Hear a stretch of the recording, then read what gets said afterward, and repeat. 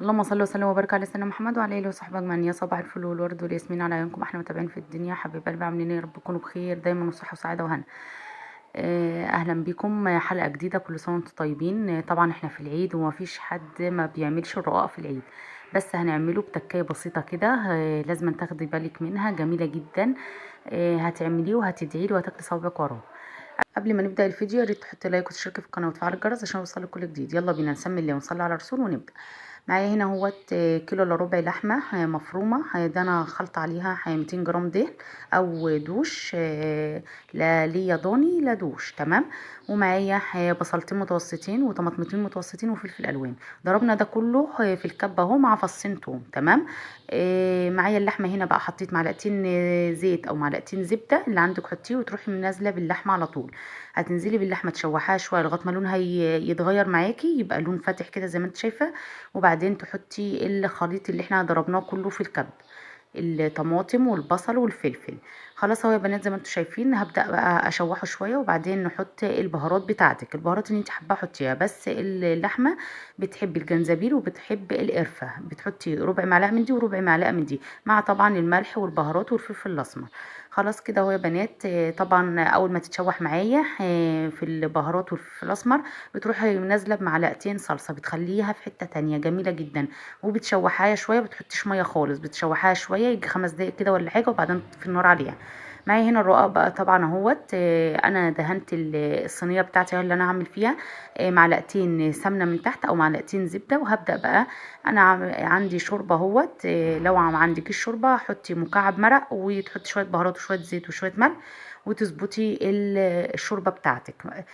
طبعا يستحسن تعمليها بمرقه لحمه او بط. طبعا بما ان احنا كلنا عندنا لحمه نعملها بمرقه لحمه. تمام.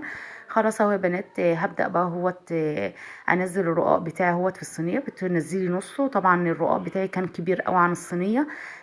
معرفتش اشكله كويس، بس برضو احنا عملناه بقى زي الفل، برضو بقى جميل جدا.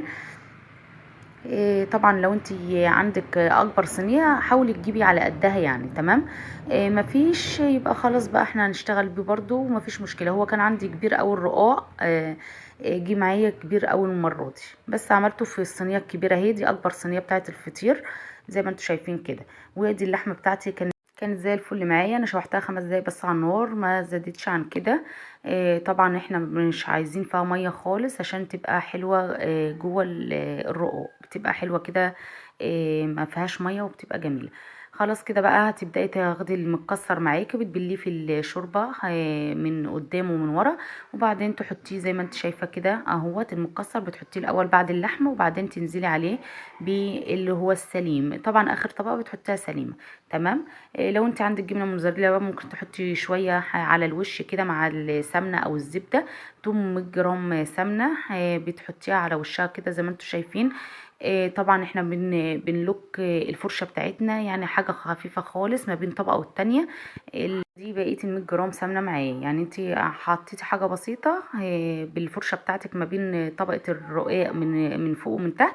وبعدين تحطي الباقي على الوش زي ما انتم شايفه اهو 100 جرام. تمام.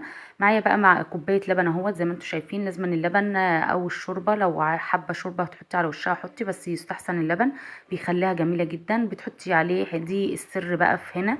بتحطي معلقه بيكنج باودر وتروحي مقلباها كويس وترشها عليها زي ما انتم شايفين. هندخلها الفرن على درجه حراره 180 يعني من تحت. اول ما تاخد لون تحسي الجوانب محمره شويه تشغلي من فوق. وخلاص على كده بقت زي الفل معايا. انا سويتها في الفرن الغاز برضو، هديت النار وسطنت النار من فوق ومن تحت خليتها متوسطنه برضو. تمام. شايفين الجمال طالعه زي العسل. طبعا السر توحيد اللون ده بتحرجي الصاج بتاعك او الصينيه بتاعتك من وقت للتاني، يعني كل شويه تحرجي الصاج والصينيه. خدت معاكي قد ايه؟ خدت ربع ساعه. تمام.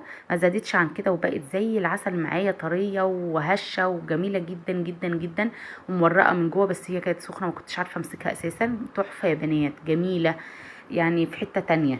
طبعا معلقه بيكنج باودر فايدتها اللي هي بتورق العجين بتاعي بالرقاق. تمام. والمعلقتين صلصه على اللحمه بتخليها في حته تانية خالص. اللحمه بتاعتك زي العسل معاكي تحفه تحفه. قومي بقى جربيها وقولي لي رايك في التعليقات. لو عجبك الفيديو ما تنسيش تحطي لايك وتشتركي في القناه وتفعلي الجرس عشان يوصلك كل جديد. وتسلم ايديكم وعيونكم مقدم، ربنا يحسن ما بين ايديكم. اشوفكم في فيديو جديد في حفظ الرحمن. باي باي.